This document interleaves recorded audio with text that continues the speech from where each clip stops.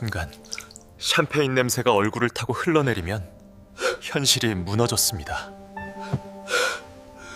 무릎 꿇고 빌어봐. 그래야 침대 발치라도 허락해줄 테니까. 20억짜리 집도 차도 이제 다 내 거야. 그 병신 진짜 사랑인 줄 알더라? 이제 다 내 거야. 그날 밤 나는 내 이름도 결혼식이 끝나고 가치리 사라진 정확히 사람처럼 3일 서 뒤 있었습니다.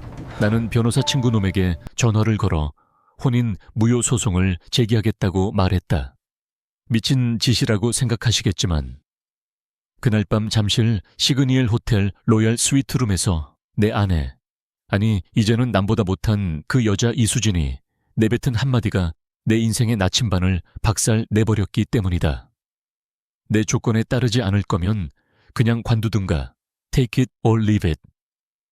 그 오만하고 비릿한 미소, 그게 전쟁의 서막이었다. 안녕하십니까. 여러분의 든든한 동생이자 친구 김도현입니다. 오늘 이야기는 좀 맵습니다. 소주 한 잔 따라 놓고 들으셔야 할 겁니다. 서울 바닥에서 20년 넘게 굴러먹으며 건축밥 먹은 나지만 이런 개 같은 경우는 처음이었으니까요. 리차드 형님, 멀리 뉴질랜드에서 응원해 주셔서 감사합니다. 자, 이제 그 기막힌 사연 속으로 들어가 봅시다. 나는 살면서 싸움을 피하거나 도망친 적이 없는 놈이다. 현장에서 철근이 무너져도, 건축주가 말도 안 되는 갑질을 해도 눈 하나 깜짝 안 하고 버텼던 나다. 그런데 그날 밤 1박에 수백만 원 하는 스위트룸의 무거운 공기 속에서 나는 처음으로 내 자신이 얼마나 멍청한 호구였는지 뼈저리게 깨달았다. 창밖으로는 한강 야경이 펼쳐져 있고 테이블 위에는 최고급 샴페인이 땀을 흘리고 있었다. 그 방 하나 잡으려고 몇 달을 공들였고 침대 위의 실크 시트는 내 성공의 증명서나 다름없었다. 마치 그녀에게 바친 모든 것들처럼 말이다. 제네시스 G6심, 압구정 백화점 VIP 라운지에서 긁어댄 명품들, 그리고 연희동 골목길 반지하에서 평생을 전전하던 장인어른. 장모님에게 안겨드린 번듯한 리모델링 단독주택까지. 사랑이라는 이름으로 포장된 그 막대한 비용들을 나는 기꺼이 지불했다. 남자가 능력되면 내 여자기 살려주는 게 당연하다고 믿었으니까. 우리가 방에 들어와 구두를 벗어 던지자마자 사단이 났다. 결혼식은 완벽했다. 하객 300명이 들어찬 호텔 영빈관. 내 첫 차였던 아반떼 값보다 비싼 드레스를 입고 눈부시게 웃던 수진이, 그리고 장모님을 울린 나의 진심 어린 축사까지. 나는 넥타이를 느슨하게 풀며 그녀를 안아들고 침실로 향했다. 입술을 맞추려던 찰나 그녀의 손바닥이 내 가슴팍을 밀어냈다. 수줍은 거절이 아니었다. 마치 클럽 입구 가드처럼 단호하고 차가운 손길이었다. 오늘은 안 돼, 오빠. 목소리는 낮았고 눈빛은 소름 끼칠 정도로 차분했다. 아니, 오늘만 안 되는 게 아니야. 앞으로도 영원히 내가 허락하는 조건이 아니면 손도 대지 마. 싫으면 관두든가. 나는 멍청하게 입술을 내민 채 얼어붙었다. 뭐? 수진이 너 지금... 그녀는 팔짱을 끼고 한 걸음 뒤로 물러섰다. 내가 그토록 매력적이라고 생각했던 그 도도한 미소가 내 심장에 꽂히는 칼날로 변하는 순간이었다. 내가 결정해, 오빠가 아니라. 그 순간 지난 6개월간 내가 쏟아부은 돈과 정성이 주마등처럼 스쳐 지나갔다. 그녀는 내가 사인한 적 없는 노예 계약서를 들이밀고 있었다. 난 오빠한테 빚진 거 없어. 그 집, 그 차, 옷들, 오빠가 좋아서 해준 거잖아. 나를 원하면 내가 예스라고 할 때까지 기어. 싫으면 나가고. 나는 재킷을 낚아챘다. 더 이상 이 방에 있다가는 내가 무슨 짓을 저지를지 몰랐으니까. 관두려고. 네 말대로. 뒤도 돌아보지 않고 호텔을 나왔다. 친구 최민석에게 전화를 걸었다. 야, 민석아, 나 끝낼 거다. 혼인 무효야. 내 인생에 이혼남 딱지 붙이기 싫으니까 무효로 간다. 친구 놈은 기겁을 했지만 내 결심은 콘크리트처럼 굳어 있었다. 나는 호텔 앞 편의점에서 소주 한 병을 사서 벽나발을 불고 근처 모텔방에 처박혔다. 냄새나는 이불 속에서 천장을 보며 다짐했다.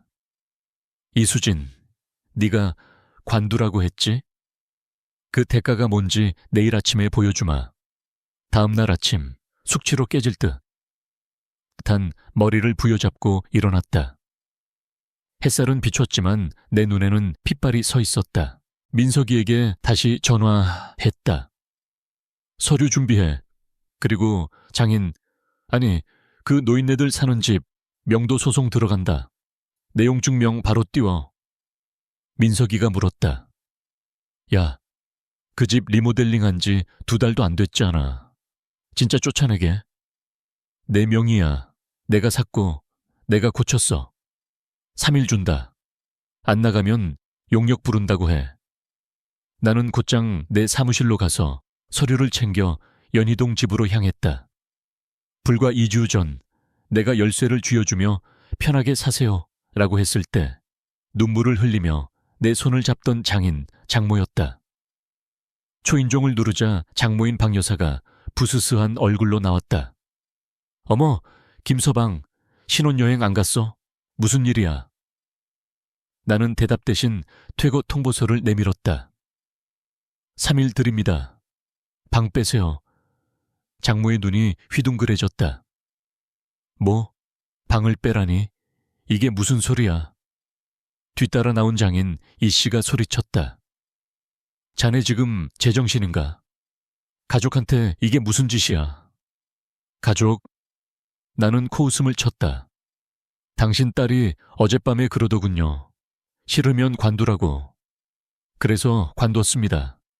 이 집, 내 돈으로 산 내 집입니다. 당신 딸한테 줬던 거지. 당신들한테 적선한 거 아닙니다. 억울하면 따님한테 따지세요. 뒤에서 욕설이 들려왔지만 나는 차에 올라탔다. 손이 부들부들 떨렸지만 멈출 수 어려웠다. 다음은 양재동 중고차 매매단지였다. 수진이가 애지중지하던 빨간색 제네시스 지저주심. 내 명의로 뽑아준 차였다. 딜러에게 키를 던져주며 말했다. 지금 당장 매입 잡으세요. 현금으로. 2시간 뒤 차는 사라졌고 내 주머니엔 수표 한 장이 들어왔다. 마지막으로 신혼집에 들러 그녀의 옷장을 털었다. 내가 사준 샤넬, 디올, 온갖 명품 옷과 구두들. 박스에 처박아 싣고 아름다운 가게 기부함에 던져버렸다. 좋은 일에 써주세요. 직원이 놀란 눈으로 쳐다봤지만 상관없었다. 모든 정리가 끝나고 민석이의 오피스텔로 갔다. 놈은 나를 보자마자 혀를 찼다. 독한 놈, 진짜 다 뺏었냐? 나는 맥주 캔을 따며 소파에 몸을 던졌다. 빤스 한 장 안 남기고 다. 그때 휴대폰이 울렸다. 수진이의 인스타그램 알림이었다. 사진 한 장이 올라와 있었다. 붓을 들고 도도하게 웃는 그녀의 사진. 캡션에는 이렇게 적혀 있었다. 어떤 남자들은 등기 권리증 하나로 여자를 소유할 수 있다고 착각한다. 밤감그 자유, 내 인생은 나의 것. 피가 거꾸로 솟았다. 그녀는 상황 파악을 못하고 있었다. 이걸 예술가 코스프레의 소재로 삼고 있었다. 민석이가 물었다. 이제 어쩔 거냐? 쟤 저러고 나오는데. 나는 차가운 맥주를 들이키며 말했다. 냅둬. 지주라고 해. 이제 시작이니까. 그녀가 말한 조건이 없는 세상이 얼마나 추운지 뼛속까지 시리게 해줄 테니까. 나는 그날 밤 텅 빈 눈으로 서울의 야경을 바라보며 맹세했다. 이수진, 네가 걷어찬 게 호구 남편이 아니라 내 인생을 지탱하던 유일한 기둥이었다는 걸 곧 알게 될 거다. 수화기 너머로는 한동안 무거운 침묵만이 흘렀다. 이내 최민석이 낮게 휘파람을 불며 기막히다는 듯 입을 열었다. 너 제정신이야. 이제 막식 올린 놈이 혼인 무효라니. 그건 이혼이랑 차원이 달라. 진짜 핵폭탄 터뜨리는 거라고. 나는 남은 위스키를 식도로 털어놓으며 뱃속에서부터 강철처럼 단단하게 굳어지는 결심을 확인했다. 핵폭탄 맞아. 다 태워버릴 거니까. 내가 준 거 싹 다 회수할 거야. 집, 차, 옷까지 하나까지 전부. 지가 그렇게 당당하면 내 도움 없이 그 대단한 조건 한번 맞춰보라고 해. 민석이는 한숨을 푹 쉬었다. 너 지금 술 취해서 눈 돌았어. 일단 자라. 자고 일어나서 내일 아침에 다시 얘기해. 그래, 알았다. 나는 전화를 끊고 계산을 마친 뒤 밤거리로 나섰다. 폐부 깊숙이 차가운 공기가 박혔지만 가슴속 화만은 꺼질 줄을 몰랐다. 저 위, 호텔 스위트룸은 이제 그녀의 차지가 되었다. 마음껏 즐기라지. 나는 길 건너편 모텔 촌구석에 있는 낡은 여관방 하나를 잡았다. 얇은 벽 너머로 옆방의 TV 소리가 웅궁거리고 천장 구석엔 곰팡이가 핀 그런 곳이었다. 눅눅한 이불 위에 누워 천장을 노려보는데 수진이의 그 비릿한 미소가 뇌리에 인두처럼 찍혀 사라지지 않았다. 그녀는 자기가 이겼다고, 룰을 정했다고, 나를 개목줄 쥔 주인처럼 다룰 수 있다고 착각하고 있겠지. 천만의 말씀. 날이 밝으면 나는 내 인생을 되찾을 것이다. 그리고 이수진은 관둔다는 말이 진짜 무슨 의미인지 뼈저리게 배우게 될 것이다. 다음 날 아침 깨질 듯한 두통과 함께 눈을 떴다. 싸구려 커튼 사이로 회색빛 아침 햇살이 비집고 들어왔지만 내가 뭘 해야 할지는 대나처럼 분명했다. 싫으면 관두든가. 밤새도록 머릿속을 맴돌던 그 한마디가 나를 움직이는 연료가 되었다. 나는 그녀에게 과분한 단상을 만들어 올려주었고 그녀는 그걸 발로 걷어찼다. 그렇다면 좋다. 이제부터 조건은 내가 정한다. 나는 미지근한 물로 대충 샤워를 마치고 로비로 내려가 민석이에게 다시 전화를 걸었다. 녀석은 어제보다 잠이 깬 목소리였지만 여전히 조심스러웠다. 너 아직도 그 무효 소송 타령이냐? 나는 대걸레질을 하는 모텔 주인을 지나치며 씹어뱉듯 말했다. 타령이 아니라 실전이야. 내 것 다 찾아올 거야. 일단 그 집부터 시작한다. 장인어른, 아니, 그 노인네들 사는 연희동 집 말하는 거야? 민석이의 목소리가 떨렸다. 도현아, 그건 진짜 명치 때리는 건데. 괜찮겠어? 그 사람들 내 가족 아니야. 걔도 내 아내 아니고. 확실해. 민석이는 내가 이렇게 나오면 말려봤자 소용없다는 걸 누구보다 잘 아는 놈이었다. 알았다. 소장 작성할게. 그 집 아직 명예 이전 안 해준 거 맞지? 당연하지. 내가 그 정도로 멍청하진 않아. 리모델링 비용부터 등기까지 싹 다 내 이름이야. 지금 당장 부동산 명도 소송 예고하는 내용 증명서 띄워. 오늘 날짜로. 독한 놈, 알았다. 근데 이거 진흙탕 싸움 될 거야.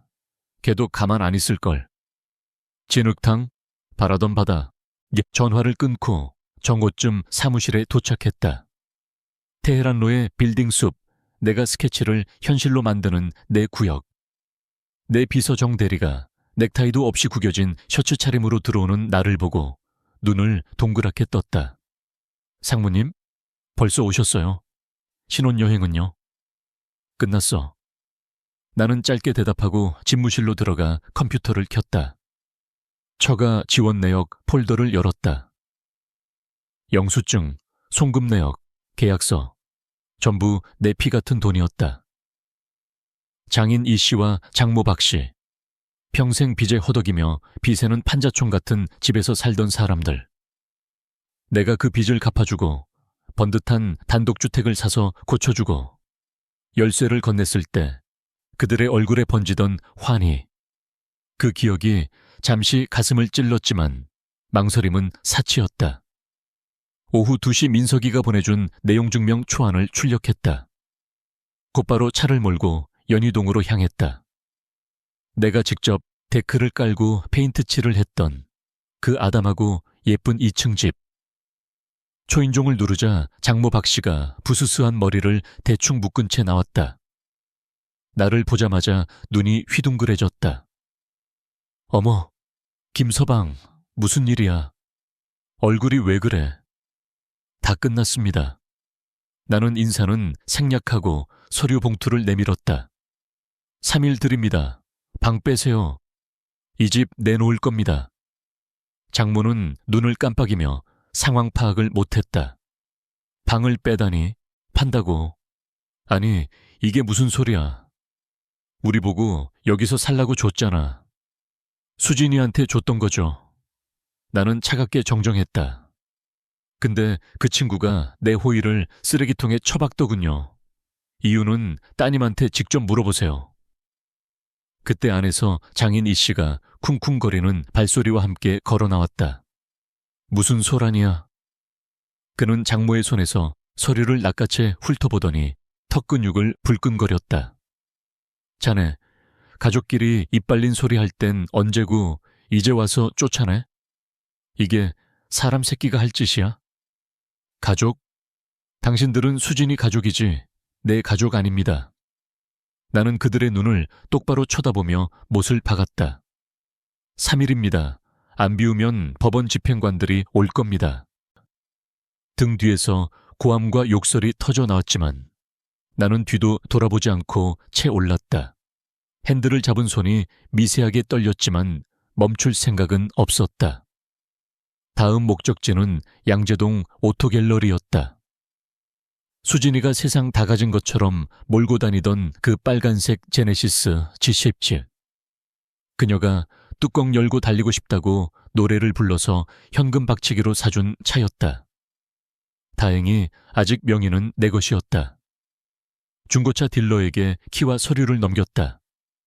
지금 당장 매입 잡으세요. 쿨하게 넘깁니다. 2시간 만에 차는 사라졌고 내 안주머니엔 수표 한 장이 들어왔다. 승리감 같은 건 없었다. 그저 차갑고 묵직한 목적의식만이 나를 지탱하고 있었다. 마지막은 옷이었다. 신혼집 드레스룸을 가득 채운 명품들. 내가 사준 샤넬 재킷, 디올 구두. 그녀가 모델처럼 입고 내 앞에서 포즈를 취했던 그 모든 허영의 껍데기들. 나는 빈 박스를 들고 텅 빈 아파트로 들어갔다. 다행히 그녀는 아직 들어오지 않았다. 실크, 가죽, 데님. 손에 잡히는 대로 박스에 쓸어 담았다. 그리고 차를 몰고 시내의 한 구호단체 수거함으로 향했다. 접수대 직원이 명품 라벨을 보고 놀란 눈으로 나를 쳐다봤다. 이거 정말 다 기부하시는 거예요? 상태가 너무 좋은데. 좋은 일에 써주세요. 많은 분들에게 도움이 됐으면 좋겠네요. 나는 짧게 고개를 끄덕이고 돌아섰다. 내 인생에서 이수진이라는 여자의 흔적을 지우는 작업, 그건 단순한 복수가 아니라 생존을 위한 절단 수술이었다. 사무실로 돌아와 휴대폰을 확인했을 때 피가 거꾸로 솟구치는 기분이었다. 이수진이 기어코 첫 번째 방역을 시작한 것이다. SNS에 올라온 그녀의 사진은 가관이었다. 붓을 든 채 오만하게 웃고 있는 그녀, 그리고 그 아래 달린 캡션. 어떤 남자들은 등기 권리증 따위로 여자를 소유할 수 있다고 믿는다. 이건 단순한 투정이 아니라 선전포고였다. 그녀는 이 상황을 자신에게 유리한 스토리로 포장하고 있었다. 나는 즉시 민석이에게 문자를 보냈다. 소송 접수됐냐? 답장은 칼같이 왔다. 접수 완료. 내일 소장 송달될 거야. 나는 의자에 깊숙이 몸을 파묻고 천장을 노려봤다. 집, 차, 옷가지들. 그녀를 떠받치던 그 화려한 받침대를 다 부숴버렸으니 이제 끝이라고 생각했다. 하지만 오산이었다. 그녀는 그 폐허 위에서 춤을 추고 있었다. 그날 밤 나는 민석이의 오피스텔로 쳐들어갔다. 법전과 배달 음식 용기가 널브러진 방구석에서 놈은 나를 시한폭탄 보듯 쳐다보며 맥주 캔을 건넸다. 너 진짜 끝까지 갈 거냐? 녀석의 질문에 나는 캔을 따며 대답했다. 갈 때까지 가야지. 걔가 먼저 조건 운운했잖아. 수진이게 절대 순순히 물러날 애 아니야. 도끼 품으면 무서운 거 알잖아. 나는 씁쓸한 맥주를 단숨에 들이켰다. 해보라지. 난 더 이상 잃을 게 없으니까. 민석이는 고개를 저었지만 그 눈빛 속에는 묘한 존경심이 서려 있었다. 이수진이 룰을 정했다고 착각했겠지만 판을 뒤집는 건 나였다. 그녀는 관둔다는 선택의 대가가 얼마나 혹독한지 뼈저리게 알게 될 것이다. 그리고 그녀의 부모들 역시 마찬가지일 테고. 내가 수진이의 세상을 불태운 지 일주일 후 나는 아이러니하게도 그녀의 승리 현장 한가운데 서 있었다. 민석이가 보내준 링크를 보고 찾아간 곳은 인사동의 한 갤러리였다. 전시회 제목은 애정의 조건, Terms of Endearment. 기가 찼다. 내가 뺏어간 것들의 잔해로 만든 전시회라니. 오늘 밤 오프닝, 나를 돈으로 사려 했던 결과가 어떤지 보러 오세요. 그녀의 도발에 나는 후드티를 눌러쓰고 차를 몰았다. 갤러리는 이미 힙스터들과 검은색 터틀넥을 입은 평론가 나부랭이들로 발 디딜 틈이 없었다. 구석진 곳에 자리를 잡고 무대를 봤다. 조명을 받고 있는 조형물들을 보니 헛웃음이 나왔다. 찌그러진 자동차 범퍼, 전선들이 핏줄처럼 엉킨 고철 덩어리, 저거 내 돈으로 산 제네시스 부품 아닌가? 옆에는 내가 사줬던 샤넬 드레스가 난도질당한 채 나비 박제처럼 액자에 꽂혀 있었다. 모든 작품이 나에 대한 반항을 비명처럼 지르고 있었다. 사람들은 그 앞에서 와인잔을 들고 권력에 대한 저항이니 소유욕의 해체니 하며 껍데기 같은 찬사를 쏟아냈다. 잠시 후 물감 묻은 청바지 차림의 수진이 마이크를 잡고 등장했다. 여전히 그 당당한 표정. 이 전시는 잃어버린 제 자신을 되찾는 과정입니다. 어떤 사람들은 선물이 목줄이라고 생각하죠. 저는 그 목줄을 스스로 끊었습니다. 객석에서 박수가 터져 나왔다. 나는 주먹을 꽉 쥐어 손톱이 살을 파고들 정도였다. 그런데 그녀의 다음 멘트가 내 귀를 의심하게 했다. 목소리가 가늘게 떨렸다. 저는 과거에 문자 그대로 숨도 못 쉴 만큼 억압받았던 기억이 있습니다. 다시는 그런 일이 없도록 맹세했죠. 속이 메스꺼웠다. 6개월을 만나고 결혼까지 했는데 나한테 전 남자친구 이야기 따윈 한 번도 한 적 없었다. 그 트라우마 때문에 나한테 그따위 조건을 걸었다고? 웃기지 마라. 그건 변명이 아니라 비겁한 방패막이일 뿐이다. 그녀는 내 진심을 짓밟고 나를 가해자로 둔갑시켜 팔아먹고 있었다. 행사가 끝나고 사람들이 빠져나갈 때까지 기다렸다. 그녀가 조형물 옆에서 조명을 만지고 있을 때 내가 다가갔다. 쇼 잘 봤다, 이수진. 그녀가 화들짝 놀라 뒤를 돌아봤다. 나를 확인하자 눈이 가늘어졌다. 오빠, 여긴 웬일이야? 이것도 뺏어가게? 네가 내 물건들로 무슨 짓을 했나 궁금해서 와봤지. 부수는 건 참 잘해, 너. 그녀가 비소 섞인 웃음을 흘렸다. 오빠만 하겠어. 우리 부모님 쫓아내고 차 팔아치우고 아주 훌륭하시던데.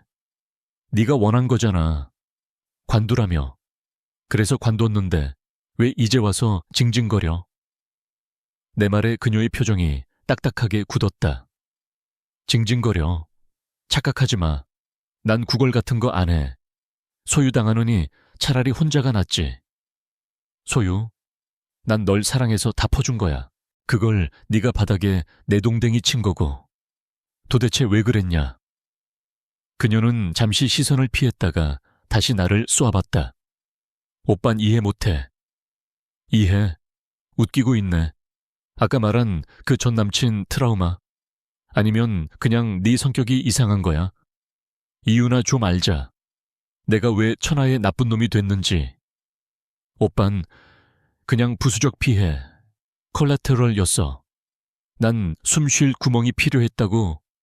오빠가 날 숨 막히게 했단 말이야. 숨이 막혀? 내가 기가 차서 헛웃음을 터뜨렸다. 야, 이수진. 내가 너 숨 쉬라고 집 해주고 차 해주고 다 해줬어. 고맙다는 말은 못 들었어도 숨 막힌다는 소리를 들을 줄은 몰랐네.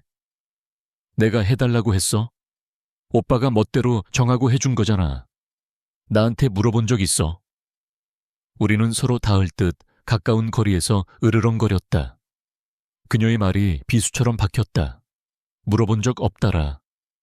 그래, 인정한다. 내가 너무 앞서갔을 수도 있다. 하지만 그렇다고 결혼 첫날 밤에 남편을 호구 취급하고 모욕 줄 권리는 누구에게도 없다. 그래, 맞다. 내가 안 물어보고 퍼준 게 죄네. 이제 다시는 그럴 일 없을 거야. 전시회 대박 나길 빈다. 나는 미련 없이 돌아섰다. 밖으로 나와 차가운 공기를 폐부 깊숙이 들이마셨다. 그녀는 과거의 상처를 방패 삼아 나를 찔렀다. 하지만 나는 그 방패에 찔려 피 흘리는 호구가 되길 거부했다. 그녀가 만든 저 예술 작품들은 결국 스스로를 가두는 감옥일 뿐이었다. 돌아가는 차 안, 나는 민석이에게 전화를 걸었다. 진행해. 봐주는 거 없다. 숨통을 끊어놔야겠어. 그녀가 숨 쉬고 싶다고 했나? 좋아. 그 대가로 내 인생에서 사라져 줘야겠다. 전시회가 있고 2주 뒤 나는 양재동 가정법원 앞마당에 서 있었다.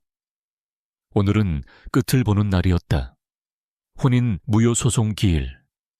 지난 2주간 나는 미친 사람처럼 일만 했다. 한남동에 지어질 군더더기 없이 차갑고 미니멀한 단독주택 설계를 끝내고 거액의 설계비를 챙겼다. 내 통장은 두둑해졌지만 수진이의 세상은 무너져 내리고 있었다. 그녀의 부모 집은 넘어갔고 차도 옷도 사라졌다. 그녀가 예술로 승화시키려 했던 발악도 현실의 법정 앞에서는 무력할 뿐이었다. 법정 안은 멸균실처럼 차가웠다.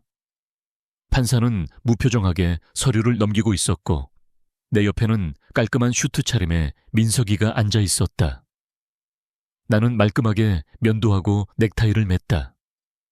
감정에 휘둘리는 찌질한 남자가 아니라 냉철한 이성을 가진 남자로 보이고 싶었다. 수진이는 늦게 들어왔다. 손가락 마디마디에 아직 물감이 묻어있는 채로 변호사 뒤를 쫓아 들어오는 모양새가 초라했다. 고개는 빳빳하게 들고 있었지만 눈빛은 흔들리고 있었다. 민석이의 예상대로 그녀는 반소, 카운터 스윗을 준비했었다. 위자료 청구, 사실혼 관계, 부당 파기 등등. 하지만 나는 모든 영수증과 등기 서류를 완벽하게 준비했다. 집, 내 명의, 차, 증여한 적 없음, 옷, 기부 영수증 첨부. 판사가 건조한 목소리로 물었다. 원고 김도연 씨, 피고의 혼인 거부 및 부당한 조건 제시로 인한 혼인 무효를 청구하셨습니다. 맞습니까? 네, 맞습니다. 재판장님. 나는 담담하게 대답했다. 신혼여행 당일 잠자리를 거부하며 본인의 조건에 따르지 않으면 혼인 생활을 하지 않겠다고 통보했습니다. 저는 그 조건을 받아들일 수 없어 그 즉시 관계를 정리했습니다. 수진이 측 변호사가 깐깐해 보이는 안경을 치켜올리며 끼어들었다. 재판장님, 피고는 이것이 부부싸움 중 일어난 오해라고 주장합니다. 원고는 과민 반응을 보였으며 약속된 증여 재산을 강제로 회수하는 보복 행위를 약속된 게 아니라 원고 소유의 재산입니다. 민석이가 말을 끊고 증거 자료를 제출했다. 부동산 등기부 등본 보시죠. 김도연 단독 명의입니다. 차량도 마찬가지고요. 법적으로 피고에게 넘어간 적이 없습니다. 옷가지들은 기부 처리했습니다. 피고는 아무런 권리가 없습니다. 판사가 고개를 끄덕이며 무언가를 적었다. 수진이의 어깨가 눈에 띄게 움찔거렸다. 그녀가 변호사에게 뭐라 속삭이더니 벌떡 일어났다. 재판장님, 발언 기회 주십시오. 판사가 귀찮다는 듯 손짓했다. 그녀는 판사가 아닌 나를 쳐다봤다. 목소리가 떨리고 있었다. 오빠, 아니, 김도연 씨, 제가 반소 취하할게요. 다 필요 없어요. 근데 우리 부모님은 좀 도와줘. 이 일 때문에 지금 길바닥에 나앉게 생겼어. 오빠가 준 집에서 쫓겨나서 고시원 같은 데 계신다고. 나는 멍하니 그녀를 바라봤다. 결혼식 날 나를 비웃던 여자, 전시회장에서 나를 부수적 피해 취급하던 여자. 그런 여자가 이제 와서 부모 핑계를 대며 내 바지가랑이를 잡고 있다. 민석이 통에 들었다. 연희동 집에서 쫓겨난 장인. 장모가 서울 외곽의 낡은 빌라 월세방으로 들어갔다는 소식. 마음 한구석이 찌르르했지만 나는 이내 표정을 굳혔다. 그건 내 알 바 아니었다. 싫습니다. 내 목소리가 법정에 차갑게 울렸다. 수진 씨, 당신이 룰을 정했잖아. 관두라고. 그래서 관뒀어. 당신 부모님? 당신이 알아서 챙겨. 나한테 손 벌리지 말고. 그녀의 변호사가 당황하며 그녀를 자리에 앉혔다. 수진이는 망치로 얻어맞은 표정으로 주저앉았다. 판결은 싱겁게 끝났다. 혼인 무효 인정. 피고의 청구 기각. 탕. 법정을 나서자 민석이가 내 어깨를 툭 쳤다. 고생했다. 깔끔하네. 그러게 속이 다 시원하다. 말은 그렇게 했지만 가슴 한쪽이 묵직했다. 후회는 아니었다. 내가 부숴버린 것들의 무게감 때문이었다. 민석이 차를 타고 돌아오는 길, 수진이의 마지막 애원이 귓가에 맴돌았다. 부모님을 도와달라. 내가 열쇠를 건넸을 때 김서방밖에 없네 하며 눈물 흘리던 장모님의 얼굴이 떠올랐다. 하지만 그 다리를 불태운 건 내가 아니라 수진이었다. 민석이의 오피스텔 소파에 널브러져 있는데 휴대폰 알림이 떴다. 수진이의 인스타그램. 마침표 하나 찍힌 사진. 엉망으로 구겨진 철사 덩어리 사진이었다. 나는 조용히 휴대폰을 껐다. 그녀가 어떻게 포장하든 난 이제 관객이 아니었다. 야, 김도현. 민석이가 심각한 표정으로 전화를 끊고 나를 불렀다. 방금 들었는데 장난 아니란다. 수진이 부모님이 난리 났대. 장모님이 수진이한테 전화해서 울고불고 소리 지르고. 우리가 살 길이 열렸는데 네가 다 망쳤다고 악담을 퍼부었단다. 장인어른은 아예 수진이 전화도 안 받으신대. 나는 소파에 깊이 몸을 기댔다. 잘 됐네. 뼈저리게 느껴봐야지. 독한 놈. 근데 걔 전시회도 망했어. 작품 하나도 안 팔렸대. 지금 완전 사면 초가야. 나는 대답 없이 고개만 끄덕였다. 그녀의 오만함, 예술가적 허세, 통제 욕구, 그 모든 게 무너져 내리고 있었다. 그리고 가장 아픈 칼날, 가족의 비난이 그녀를 찌르고 있었다. 내가 계획한 건 아니었지만 완벽한 결말이었다. 그녀는 내 호의를 권리로 착각했고 그 대가를 혹독하게 치르고 있었다. 나는 짐을 챙겨 일어났다. 내일이면 내 새 집으로 들어간다. 수진이 없는 오직 나만을 위한 공간. 그녀가 던진 조건 덕분에 나는 진짜 내 인생을 찾았다. 조건은 네가 정했잖아, 이수진. 관두라고 해서 관뒀을 뿐이야. 해결은 네가 알아서 해. 내 목소리가 법정에 차갑게 울려 퍼졌다. 그녀의 변호사는 당황한 기색이 역력했지만 수진이는 마치 예상이라도 했다는 듯 주먹을 꽉 쥐고 다시 자리에 주저앉았다. 판사는 지체하지 않았다. 혼인 무효 인용, 피고 청구 기각, 탕. 건조한 망치 소리와 함께 모든 게 끝났다. 법정을 걸어 나오자 민석이가 내 어깨를 두드렸다. 깔끔하네. 호적에 줄 하나 안 긋고 깨끗하게 정리됐다. 축하한다, 김도현. 그러게 시원하네. 입으로는 그렇게 말했지만 가슴 한구석이 뻐근했다. 후회 때문이 아니었다. 내가 내 손으로 박살낸 한 시절의 무게감 때문이었다. 그날 밤 나는 민석이의 오피스텔 소파에 누워 그녀의 마지막 애원을 곱씹었다. 부모님을 도와달라. 내가 연희동 집 열쇠를 건넸을 때 자네가 우리 집 기둥이야 라며 손을 잡아주던 장모님의 따뜻했던 목소리가 환청처럼 들렸다. 하지만 그 다리를 불태운 건 내가 아니라 수진이었다. 무심코 켠 휴대폰 화면에 알림이 떴다. 수진이의 인스타그램. 아무런 설명 없이 마침표 하나만 찍힌 게시물. 사진 속엔 철사와 천조각이 흉물스럽게 엉킨 그녀의 조형물이 담겨 있었다. 나는 조용히 휴대폰을 껐다. 그녀가 세상에 뭐라고 포장하든 난 이제 관객이 아니었다. 다음 날 민석이에게서 전화가 왔다. 목소리가 심상치 않았다. 야, 수진이 부모님 난리 났단다. 장모님이 어제 밤새 수진이한테 전화해서 소리 지르고 악담을 퍼부었대. 어떻게 알았어? 수진이 변호사 친구 놈이 술 먹고 불더라. 장모님이 우리가 살 길이 열렸는데 네가 다 망쳤다고, 너 때문에 길바닥에 나앉게 생겼다고 저주를 했단다. 장인어른은 아예 수진이 전화도 안 받으신대. 연희동 집에서 쫓겨난 거, 차 없어진 거 전부 수진이 탓이라는 거지.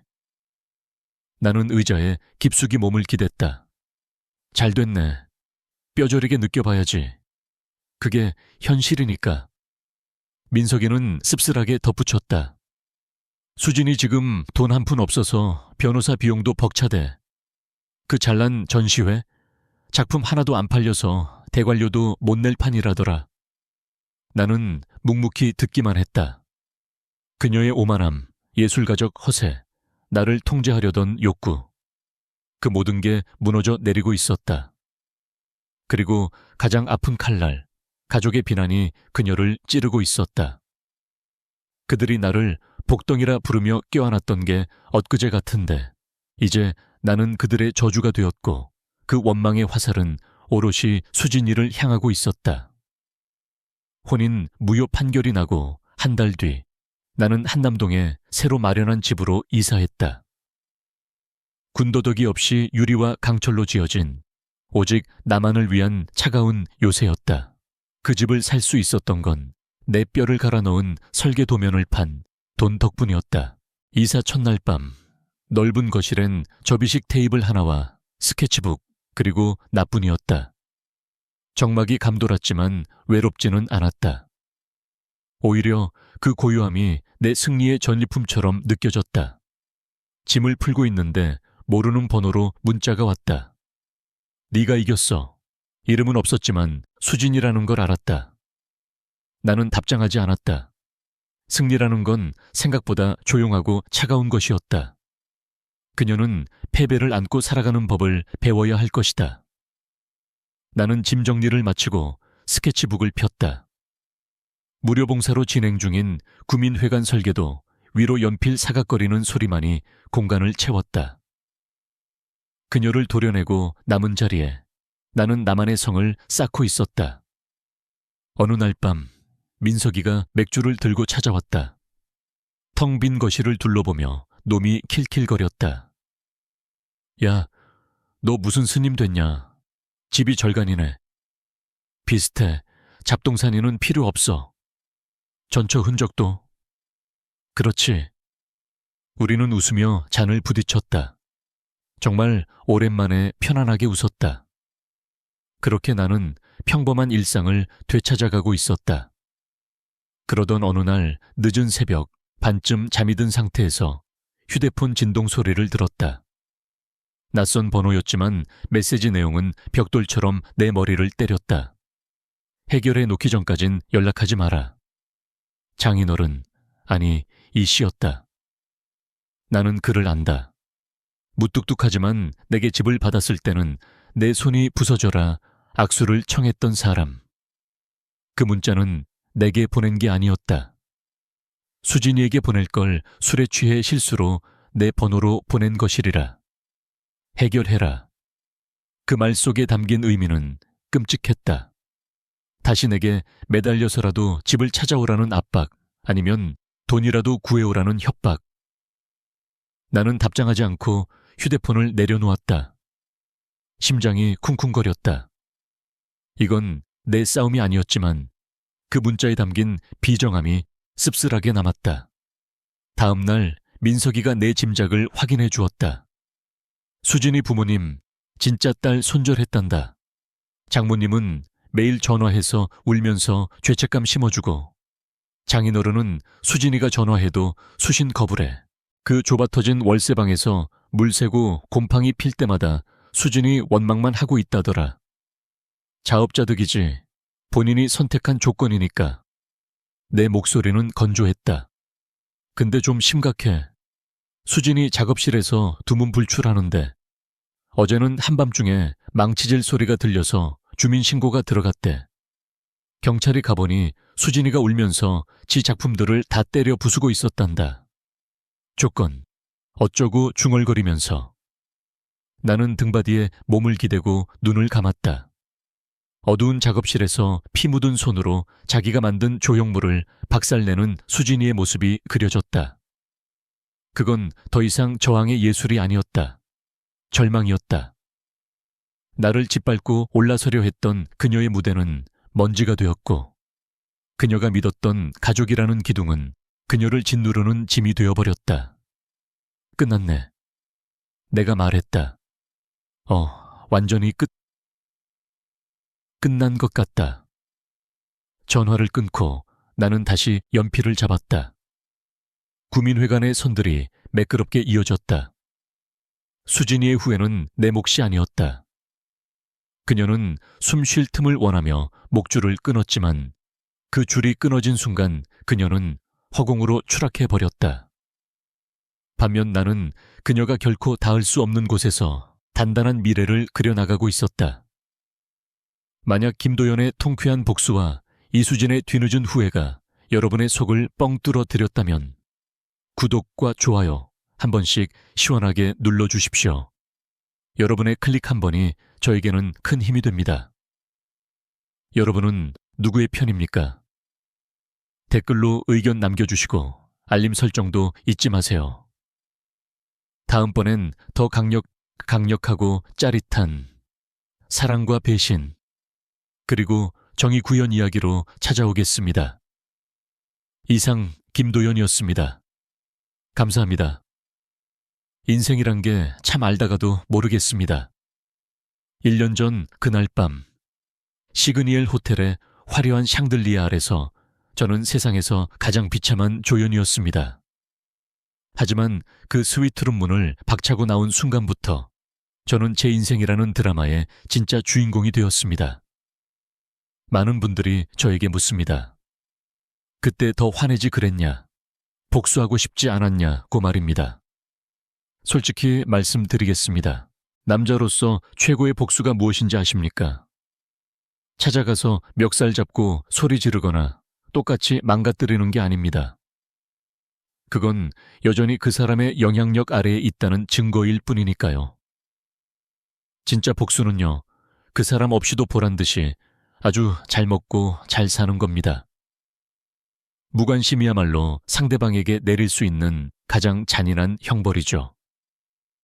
그녀가 과거의 영광과 뒤늦은 후회 속에 갇혀 빗속을 헤맬 때 저는 운동화끈 질끈 동여매고 미래를 향해 달렸습니다.